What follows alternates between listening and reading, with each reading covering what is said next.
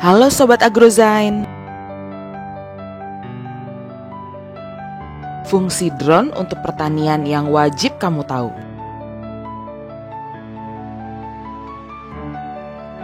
Sesuai dengan perkembangan zaman, penerapan drone kini sudah merambah ke bidang lain. Seperti yang kamu ketahui, saat ini industri sudah mencapai titik 4.0 yang menitik beratkan perpaduan teknologi di berbagai sisi. Dengan adanya teknologi IoT atau Internet of Things dan AI, Artificial Intelligence, kamu bisa menggunakan drone untuk berbagai hal. Fungsi drone untuk pertanian bukan lagi hanya sebagai alat pemantau saja. Drone bisa melakukan berbagai tugas dengan memberikan perintah pada kecerdasan buatan, memberikan data real-time secara menyeluruh, dan kamu bisa memutuskan tindakan yang tepat. Untuk melakukan pengamatan dan perawatan di lahan yang luas, kamu membutuhkan jumlah tenaga kerja, waktu, dan biaya yang tidak sedikit. Dengan adanya drone, kamu bisa melakukan itu semua dengan biaya yang relatif murah bila dilakukan kalkulasi hingga beberapa waktu.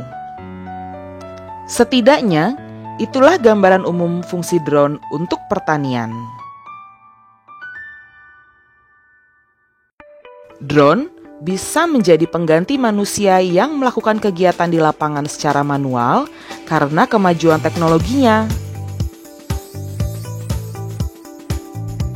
Drone mampu terbang tinggi setinggi 120 hingga 150 meter dengan jangkauan sekitar 440.000 hektar. Dengan jangkauan tersebut, drone bisa memberikan data yang tepat dan real-time mengenai kondisi lahan, tanaman, dan bisa melakukan beberapa tugas sederhana.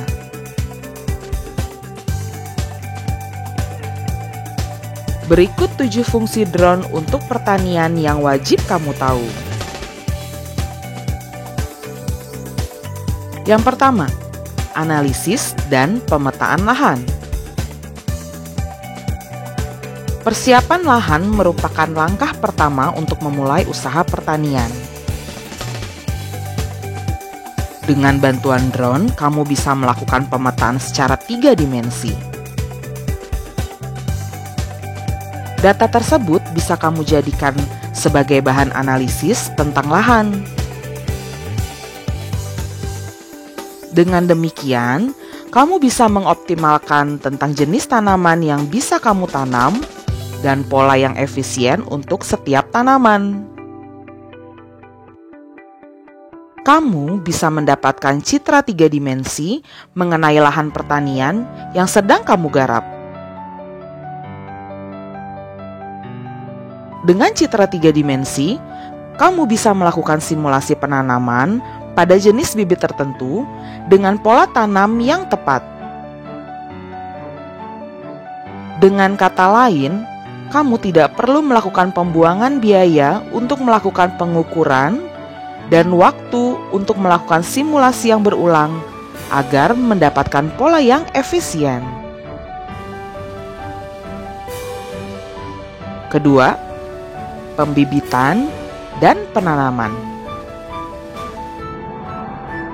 Tidak bisa dipungkiri, proses persiapan lahan dan penanaman bukanlah hal yang cepat dilakukan untuk lahan yang luas. Seperti revolusi industri pada sektor transportasi yang bisa mempercepat proses pembuatan dan perakitan, kamu bisa mengandalkan drone untuk menanam bibit di tanah dan memberikan pupuk. Kamu bisa menghemat 85% sumber daya, entah itu waktu atau biaya untuk melakukan hal tersebut. Drone bisa memasukkan bibit di tanah dengan perintah yang sudah ditanamkan di kecerdasan buatan, berdasarkan data yang sudah ada. Selain itu, kamu juga bisa mengandalkan drone untuk melakukan penyiraman dan pemberian pupuk cair sesuai kondisi tanah.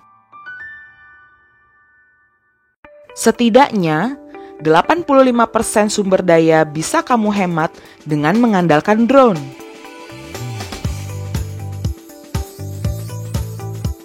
Ketiga, diagnosa dan pemantauan. Tidak seperti menanam di pekarangan, bisnis pertanian memerlukan banyak mata dari orang yang terampil untuk melihat tumbuhan tumbuh subur dalam waktu yang singkat dan lahan yang luas. Dengan adanya drone, kamu bisa memantau kesehatan tanaman dengan bantuan kamera inframerah dan kamera biasa. Kamu bisa dengan segera menggantikan tanaman yang sakit dengan bibit yang lebih sehat. Kamu bisa melakukan pemantauan tanaman secara langsung dengan jangkauan yang luas. Dengan bantuan sensor kamera infrared, kamu bisa melihat tanaman yang mengalami permasalahan fotosintesis. Dari jauh pun, kamu juga bisa memantau populasi tanaman dengan pertumbuhan yang sehat ataupun lambat. Dengan pemantauan jarak jauh pun, kamu bisa menemukan penyakit, serangan hama, dan berbagai hal secara cepat. Dengan begini, kamu tidak perlu takut merugi karena penanganan yang lambat atau karyawan yang kurang bisa dipercaya. Kamu bisa menilai secara langsung apakah data yang diberikan sudah benar atau tidak. Keempat, penyiraman. Meski sudah ada alat yang bisa menyiramkan air secara menyeluruh dan cepat, fungsi drone untuk pertanian bisa melakukan hal tersebut lebih efisien. Drone dengan kemampuan laser atau ultrasonik bisa memantau kondisi tanah. Data tersebut bisa menjadi acuan untuk memberikan air dalam presentasi tertentu secara akurat dan real time. 5. Irigasi. Sensor thermal, hyperspektral, atau multispektral bisa kamu manfaatkan untuk melihat kualitas tanah. Kamu bisa memetakan daerah yang kering dan butuh suplai air yang tinggi. Dengan data tersebut, kamu juga bisa meningkatkan aliran air pada lahan tertentu secara efisien. 6. Pertumbuhan tanaman. Kamu bisa mendapatkan data berupa citra dari kamera Near Infrared NIR atau RGB. Dengan metode Normalized Difference Vegetation Index, kamu bisa memantau pertumbuhan tanaman yang normal dan tidak normal yang membutuhkan tindakan langsung. Lebih jelasnya, tanaman yang sehat akan menyerap energi matahari dan terlihat oleh NIR, dan secara kasat mata, tanaman akan lebih hijau. 7. Populasi tanaman. Hasil pertanian yang optimal merupakan perbandingan yang seimbang antara tanaman dan luas lahan. Dengan bantuan drone, kamu bisa memilih replanting atau pemangkasan tanaman di suatu lahan. Fungsi drone untuk pertanian memang secara langsung sangatlah membantu. Meski tidak menutup kemungkinan pemuktahiran drone, setidaknya banyak negara yang sudah menerapkan drone di sektor pertaniannya, seperti Amerika, Jepang, India, Uganda, Sri Lanka, atau Polandia. Negara-negara tersebut mengandalkan drone untuk melakukan analisa terhadap lahan pertaniannya. Berdasarkan data yang ada, mereka mampu mencegah dan mengatasi permasalahan di lahan pertanian mereka masing-masing. Salah satunya, Tome dari Jepang menggunakan drone untuk membantu petani di atas 64 tahun untuk melakukan kegiatan pertanian karena pemuda di daerah sana lebih tertarik bekerja di kota.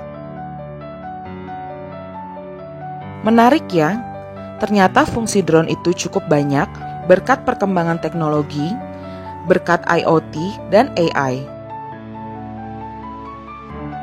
Meski begitu, penggunaan drone masih mengalami hambatan pada sektor regulasi, biaya pengadaan barang, dan SDM yang terbatas.